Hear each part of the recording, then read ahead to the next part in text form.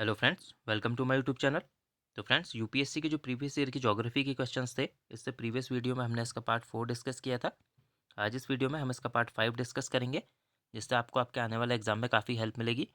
तो चलिए बिना टाइम वेस्ट करे हम वीडियो को शुरू करते हैं। फर्स्ट क्वेश्चन है, बरमूडा त्रिकोण यानी कि बरमूडा ट्रायंगल निम्नलिखित स्थानों में से किन तक विस्तृत है।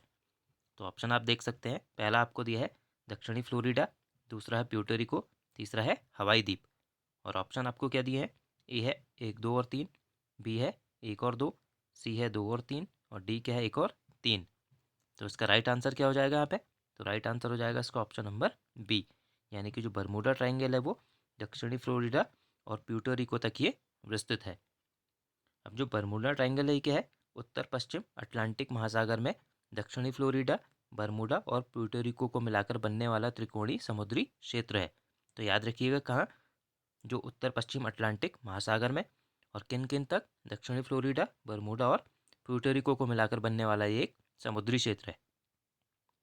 नेक्स्ट क्वेश्चन देखते हैं, क्वेश्चन नंबर 2। निम्नलिखित युग्मों में से कौन सा या कौन से सही सुमेलित हैं? तो एक तरफ आपको उल्लिखित समुदाय दी हैं, दूसरी तरफ देश दिए हैं। तो पहला है इसमें कुर्द, ये कहाँ दिया है? बांग्लादेश।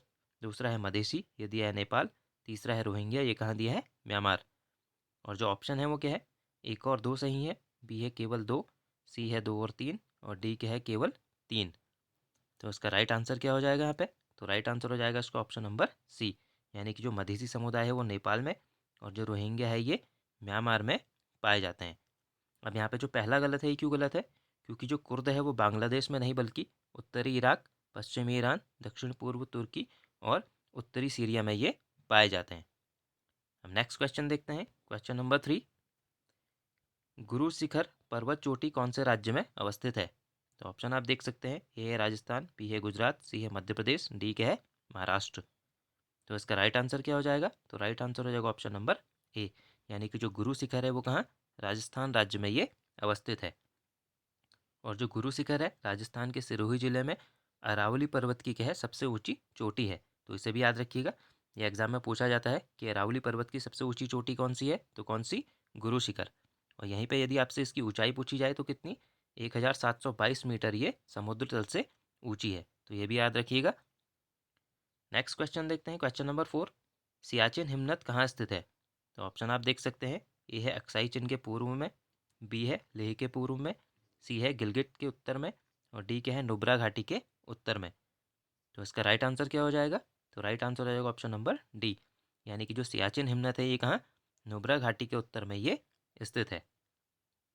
नेक्स्ट क्वेश्चन देखते हैं, क्वेश्चन नंबर 5। भारत के कितने राज्य तटरेखा से लगे हैं? तो ऑप्शन आप देख सकते हैं। ए है 7, बी है 8, सी है 9 और डी क्या है? 10। तो इसका राइट आंसर क्या हो जाएगा? तो राइट आंसर हो जाएगा ऑप्शन नंबर सी, यानी कि भारत के क्या है? 9 राज्य जो है तटरेखा से लगे हैं। अब कौन कौन से हैं ये राज्य, इनको भी देखते हैं क्योंकि इनके नाम एग्जाम में पूछे जाते हैं। तो गुजरात, महाराष्ट्र, गोवा, कर्नाटक, केरल, तमिलनाडु, आंध्र प्रदेश, उड़ीसा तथा पश्चिम बंगाल। तो ये 9 राज्य हैं, इनके नाम भी याद रखिएगा। नेक्स्ट क्वेश्चन देखते हैं, क्वेश्चन नंबर 6। निम्नलिखित में से कौन सा एक बंदरगाह विश्व के कॉफ़ी बंदरगाह यानी कि कॉफ़ी पोर्ट के रूप में जाना जाता है? तो ऑप्शन आप देख सकते हैं। ए है साओ पालो, बी है सेंटोस, सी है रियो डी जेनेरियो और डी क्या है? Buenos Aires. तो इसका राइट आंसर क्या हो जाएगा? तो राइट आंसर हो जाएगा ऑप्शन नंबर बी, यानी कि जो सेंटोस बंदरगाह है उसे कॉफ़ी बंदरगाह के रूप में भी जाना जाता है। और क्यों जाना जाता है इसे इसके रूप में? क्योंकि जो सेंटोस बंदरगाह है यहाँ से क्या है? सर्वाधिक कॉफ़ी निर्यात किए जाने के कारण ही इसे कॉफ़ी पोर्ट कहा जाता है। और यदि आपसे ये पूछा जाए कि किस देश में स्थित है ये, तो सेंटोस बंदरगाह ब्राज़ील देश में ये स्थित है। नेक्स्ट क्वेश्चन देखते हैं, क्वेश्चन नंबर 7। निम्नलिखित में से कहाँ शोम्पेन जनजाति पाई जाती है? तो ऑप्शन आप देख सकते हैं। ए है नीलगिरी पहाड़ियों में, बी है निकोबार द्वीप समूह में, सी है स्पीति घाटी में, डी क्या है? लक्षद्वीप समूह में। तो इसका राइट आंसर क्या हो जाएगा? तो राइट आंसर हो जाएगा ऑप्शन नंबर बी, यानी कि जो शोम्पेन जनजाति है वो निकोबार द्वीप समूह में पाई जाती है। और जो निकोबार द्वीप समूह है इसमें और कौन कौन सी जनजातियाँ पाई जाती हैं? तो हालचू, ओंज और शोम्पेन। तो ये अंडमान निकोबार द्वीप समूह की जनजातियाँ हैं, इनके भी नाम याद रखिएगा, यहाँ से भी आने वाले एग्जाम में क्वेश्चन पूछे जा सकते हैं। नेक्स्ट क्वेश्चन देखते हैं, क्वेश्चन नंबर 8। निम्नलिखित नदियों में से कौन सी नदियाँ पूर्वी घाट से निकलती हैं? तो ऑप्शन आप देख सकते हैं।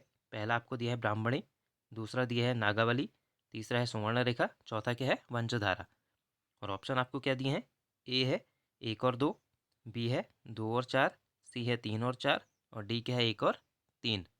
तो इसका राइट आंसर क्या हो जाएगा यहाँ पे, तो राइट आंसर हो जाएगा इसका ऑप्शन नंबर बी, यानी कि जो नागावली और वंशधारा ये क्या है आपकी पूर्वी घाट से निकलने वाली नदियाँ हैं। और यहाँ पे जो दी गई हैं ब्राह्मणी और सुवर्ण रेखा, वो कहाँ से निकलती हैं, तो वो रांची के पठार से इनका उद्गम होता है, तो इन्हें भी याद रखिएगा। नेक्स्ट क्वेश्चन देखते हैं, क्वेश्चन नंबर 9। गेहूं की अच्छी खेती के लिए निम्नलिखित में से कौन सा पारिस्थितिक समुच्चय आवश्यक है। तो ऑप्शन आप देख सकते हैं, ए है मध्यम ताप और मध्यम वर्षा, बी है उच्च ताप और भारी वर्षा, सी है उच्च ताप और मध्यम वर्षा और डी क्या है निम्न ताप और निम्न वर्षा। तो इसका राइट आंसर क्या हो जाएगा, राइट आंसर हो जाएगा ऑप्शन नंबर ए, यानी कि गेहूं की अच्छी खेती के लिए क्या है मध्यम ताप और मध्यम वर्षा आवश्यक है। और भारत में गेहूं की कृषि के लिए क्या है 10 डिग्री सेल्सियस से 25 डिग्री सेल्सियस तापमान एवं लगभग 50 से 75 सेंटीमीटर वार्षिक वर्षा की आवश्यकता होती है, जिसे मध्यम ताप और मध्यम वर्षा कहा जाता है। नेक्स्ट क्वेश्चन देखते हैं अब, क्वेश्चन नंबर 10। दक्षिण पूर्व एशिया में निम्नलिखित में से स्थल अवरुद्ध देश है, तो केवल कौन सा देश आपको बताना है। ए है कंबोडिया, बी है लाओस, सी है मलेशिया और डी क्या है थाईलैंड। तो इसका राइट आंसर क्या हो जाएगा, तो राइट आंसर हो जाएगा ऑप्शन नंबर बी, यानी कि जो लाओस है वो क्या है दक्षिण पूर्व एशिया में क्या है स्थल अवरुद्ध देश है। अब जो स्थल अवरुद्ध देश यानी कि लैंड लॉक्ड कंट्री होती है वो क्या होती है, तो ये उन देशों को कहा जाता है जिनकी अंतर्राष्ट्रीय सीमा समुद्र से नहीं लगती है। तो ये भी याद रखिएगा कि लैंड लॉक कंट्री कौन सी होती हैं। तो फ्रेंड्स आज हमने जो यूपीएससी के प्रीवियस ईयर के ज्योग्राफी के क्वेश्चन थे उनको डिस्कस किया। मिलते हैं हम नेक्स्ट वीडियो में। Thank you friends.